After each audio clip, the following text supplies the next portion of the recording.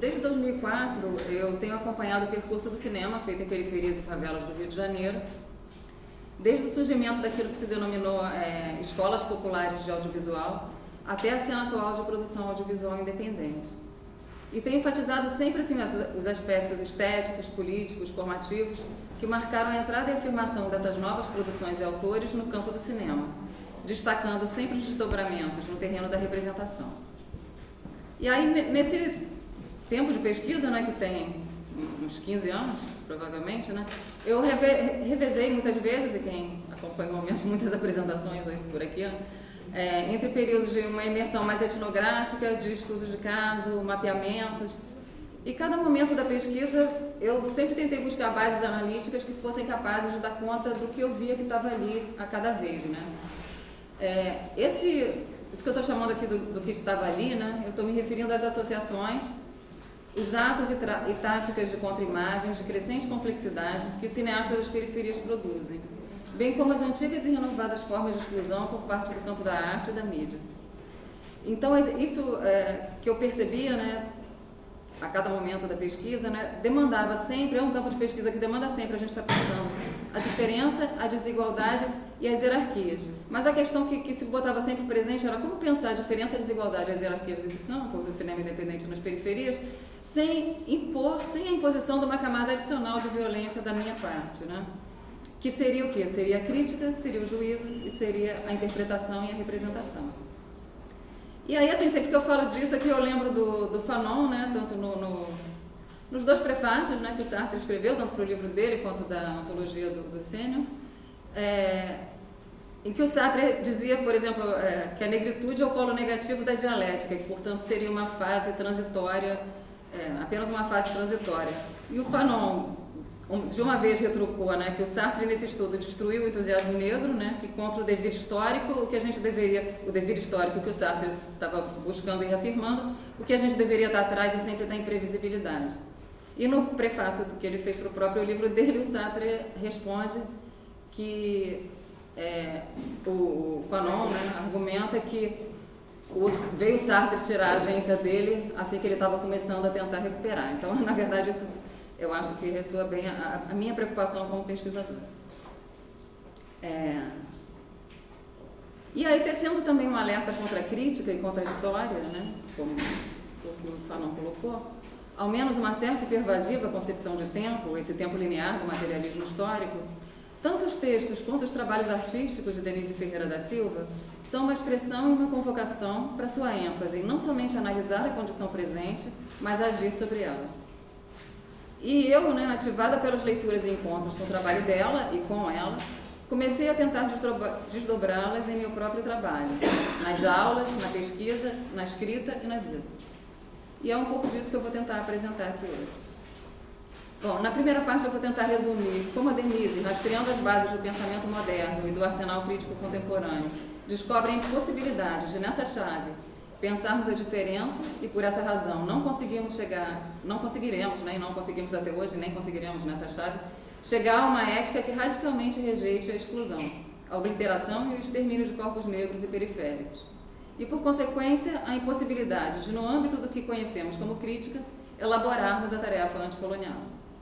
Na segunda parte, eu vou dar exemplos de como, em textos e performances, a autora, né, Denise Ferreira da Silva, abre novos caminhos, a partir dos quais eu tenho pensado a minha pesquisa também. E aí, por fim, eu vou falar do que eu venho experimentando a partir das propostas teóricas dela e das propostas artísticas que ela desenvolve majoritariamente com uma performer e dançarina italiana, Valentina Desideri, e o cineasta Arjuna Newman. Todas são propostas baseadas na intuição, no imagiar e na cura, para pensar em conjunto com as cineastas das periferias aspectos políticos envolvidos no ato de fazer cinema nas periferias hoje. Bom, então a primeira parte, né, mais contextual. Basicamente, o ponto aqui é o problema que a Denise coloca, que até mesmo as abordagens pós-coloniais não têm sido totalmente capazes de se libertar da gramática moderna.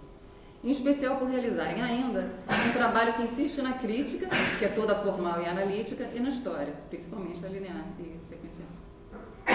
Quando no seu primeiro livro, Toward a Global Idea of Race, ela lança a questão: por que a morte de um jovem negro não causa uma crise ética mundial, ou mesmo local?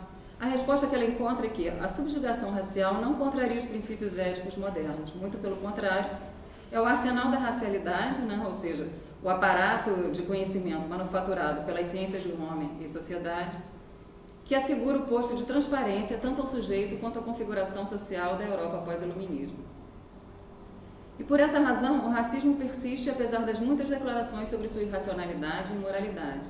Não porque raça e cultura seja uma essência, mas porque precisamos da ideia de raça e cultura para construir o sujeito universal, ou seja, a consciência global histórica.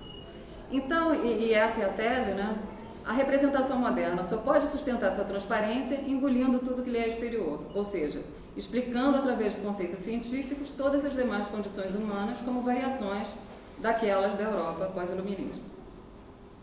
Então, o que ela está mostrando aqui é que, de um lado, surge a figura do que ela chama de eu transparente, que, para explicar rapidamente, eu posso definir como aqueles que, se autodeterminam no espaço-tempo, 2, se autolocalizam em uma história determinada, e 3, cujas particularidades constituem um universal e constituem a noção ética de humanidade.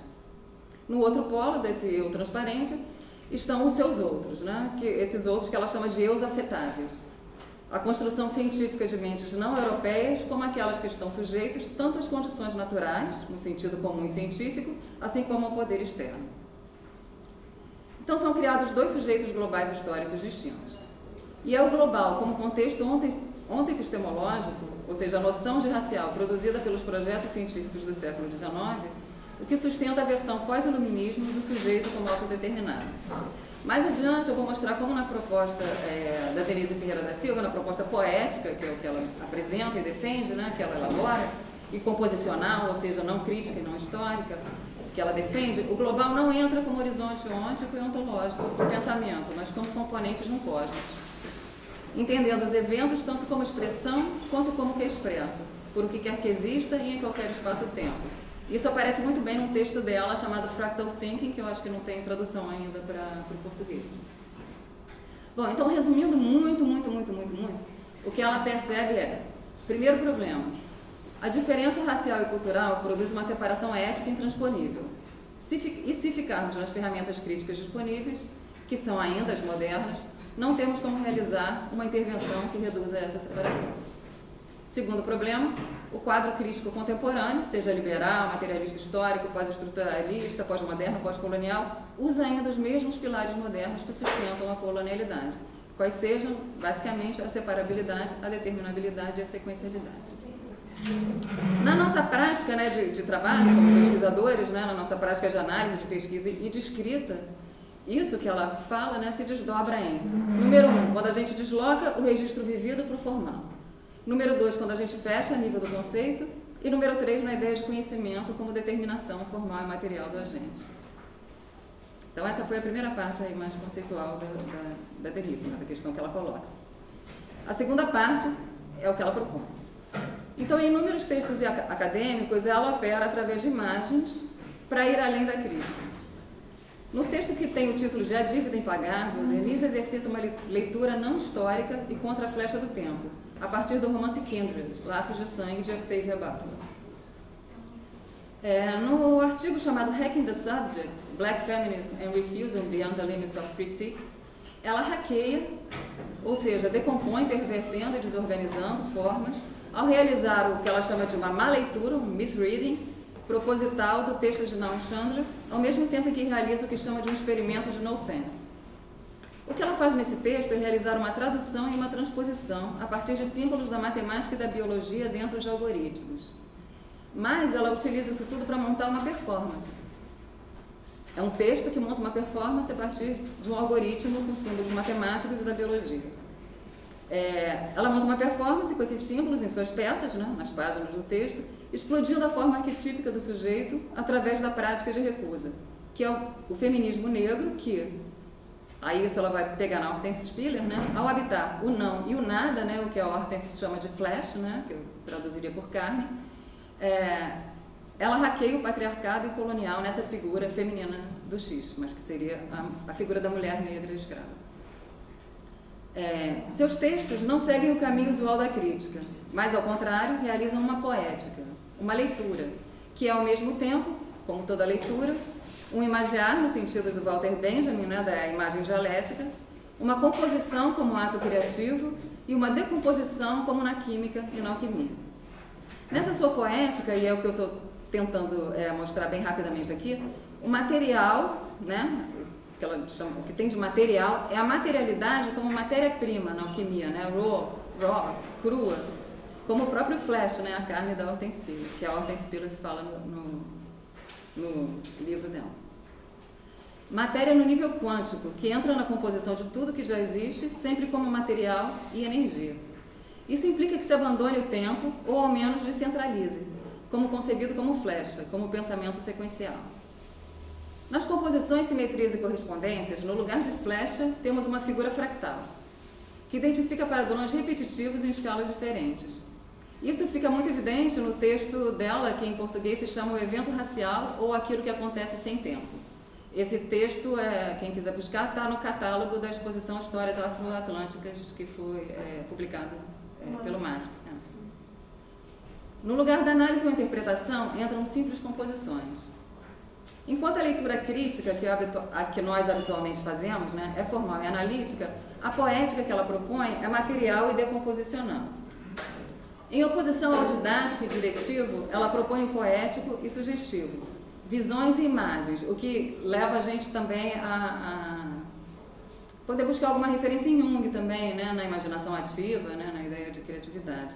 São símbolos que amplificam, deixando o sentido final livre e sem limites.